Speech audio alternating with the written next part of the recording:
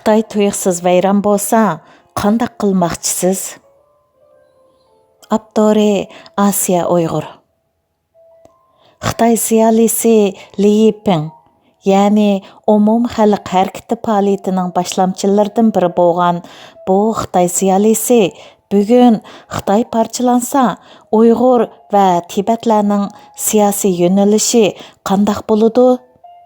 Xitoy parchalanishi kerakmi yoki butunligini saqlamdi? Navoda Uyg'ur va Tibetlarning mustaqillik talablari Xitoy kommunistlar tarafidan kallasi yo'yilgan Xitoy xalqi tarafidan qabul qilinishi tasga to'xtasa. Bu masalani qanday hal qilamiz degandek temalarda ikki qismliq naq maydon suhbatini tunugun va bugun YouTube kanalida elib beribdi.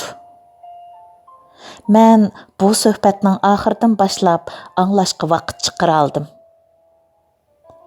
Li Yiping apandi so'zida Xitoy hukumati eng keyin bo'lgandimi, oldimizdagi 1 yoki 2 yil ichida cho'qim vayron bo'ladi. Chunki Xitoy vaziyati dal mushundaq vayron bo'lish darajasiga berib qoldi.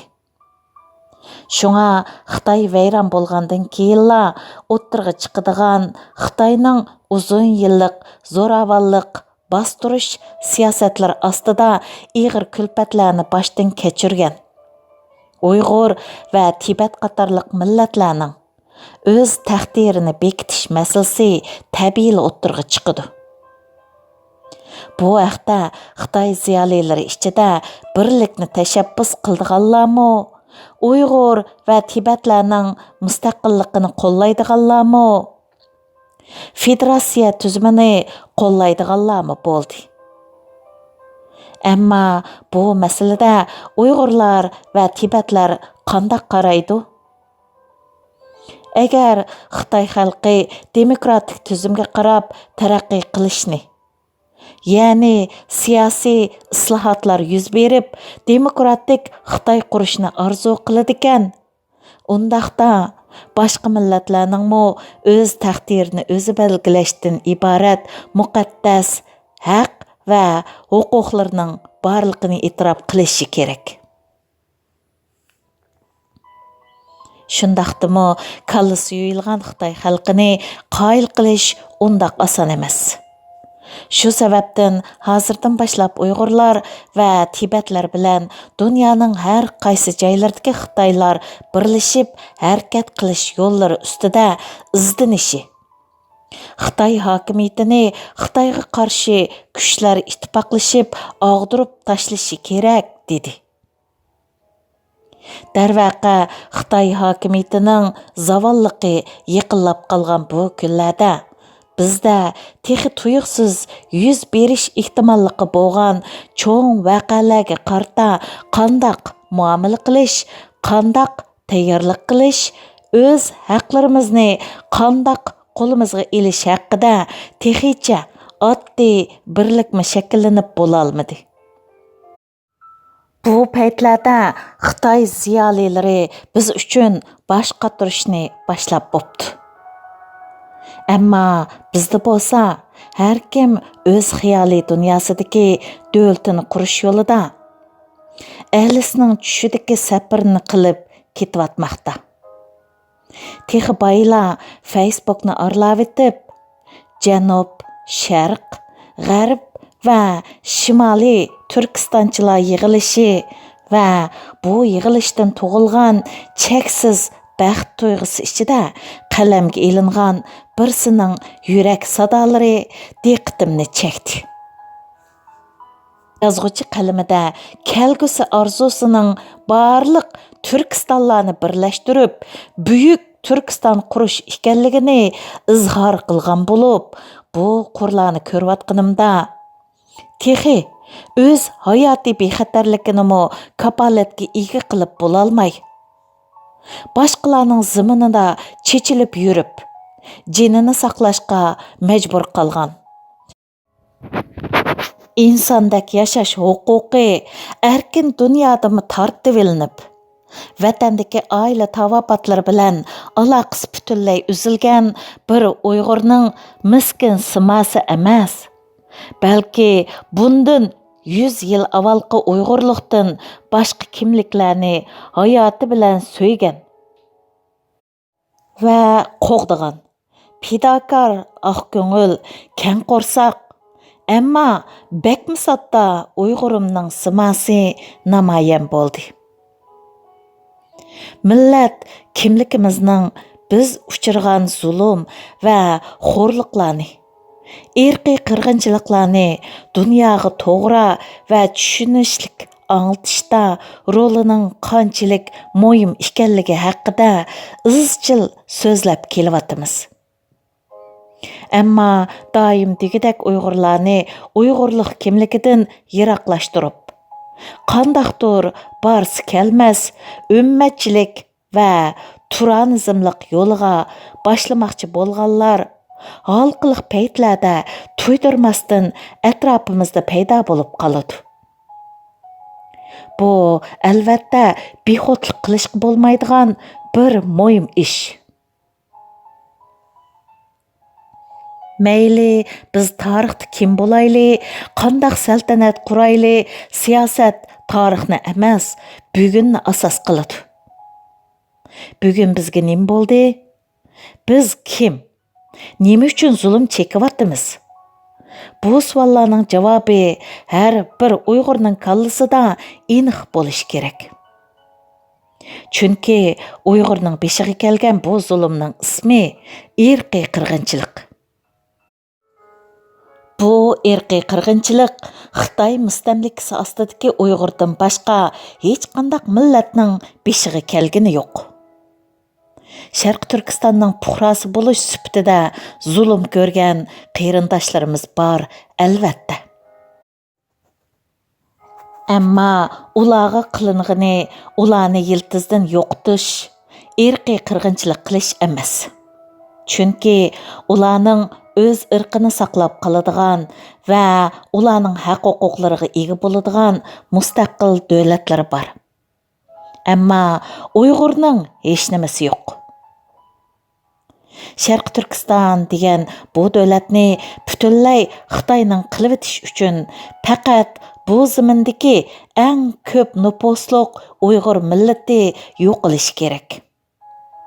Uyg'ur yo'qolsa, bu zaminning davosini, so'rqini, mustaqilligini talab qiladigan xalq bo'lmaydi va zamin davosini hal qilish, irqiy qirg'inchilikni yang ichida Xitoyning ichki ishi doirasida yo'q tuvatkili bo'ladi.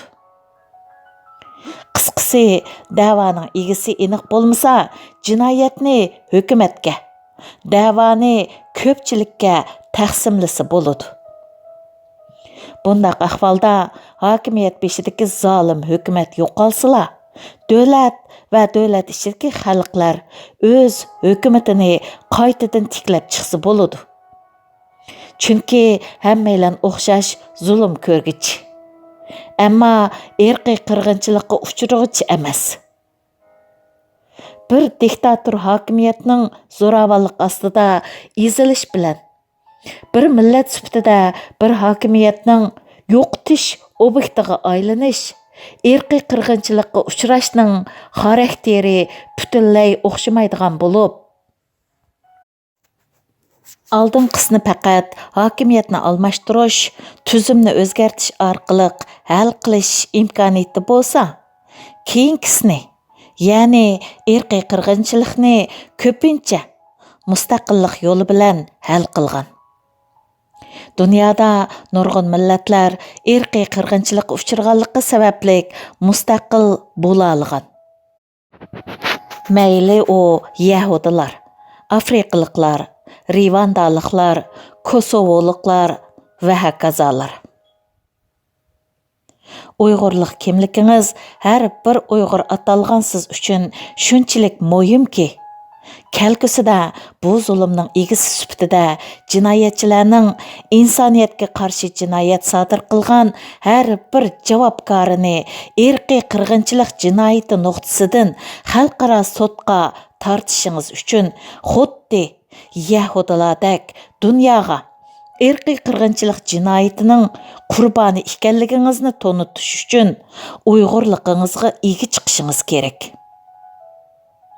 Agar Uyg'urlikdan iborat millat kimligingizni boshqa kimliklarga tegishib ekansiz, siz uchirgan irqiy qirg'inchilik bir davlat fuqarolari o'zining adolatsiz hukumati tarafidan uchirgan zulmga aylanib, davoyingiz xuddi Xitoy xalqini o'z ichiga olgan Xitoy Kompartiyasining zulmiga uchirgan xalqlarning davosi bilan o'xshash darajaga tushib qoladi. Bundaq oqibatning kelib chiqishini biz albatta xohlamaymiz. Xitoy ziyolilari Uyg'ur xalqining kelgusida qandaq bir siyosiy tanlash qilishi haqida bosh qotiraytibdi.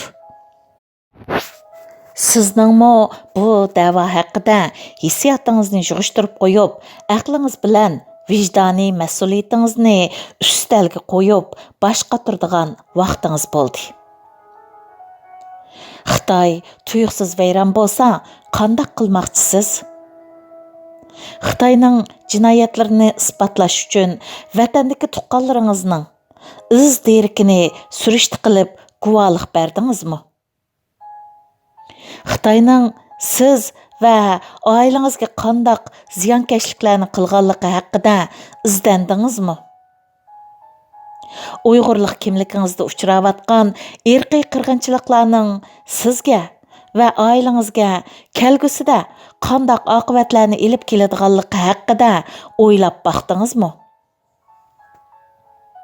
Tarixda irqiy qirg'inchilik uchirgan millatlar bu qo'rqinchli jinoyatlarning asoratidan qanchalik muddatda qutuldi? Bu qabohatli qismatlar ularning jismoniy va ruhiyatiga qandaq ta'sirlarni paydo qildi? Ularning avlodlarigacha bir millat irqiy qirg'inchilik sababli qanchalik yo'qotishga duchor bo'ladi ekan, bu yo'qotishning o'rnini to'liqlash mumkinmi?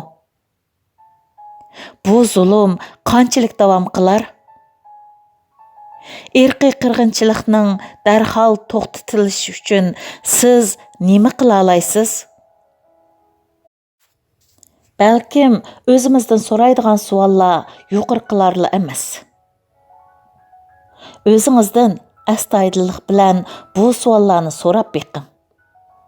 Irqiy qirg'inchilikdan iborat bu insoniyatga qarshi ig'ir qabohatning chet ellarda omon qolg'uvchilari bo'lish supatingizda xo'rliq va zulm ichidagi qarindoshlaringizni qutuldirish uchun nima qilib bera olasiz?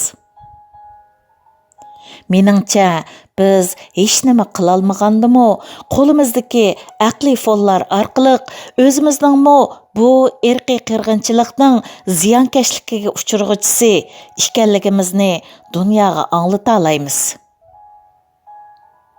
Irqiy qirg'inchilik jinoyatlarini sotlagan xalqaro sotlarning bu jinoyatlar haqida to'plagan isbot materiallarining qanchalik ko'p va bu sotning qanchalik uzun muddat davomlashganligi haqida ko'p materiallarni ko'rib chiqdim.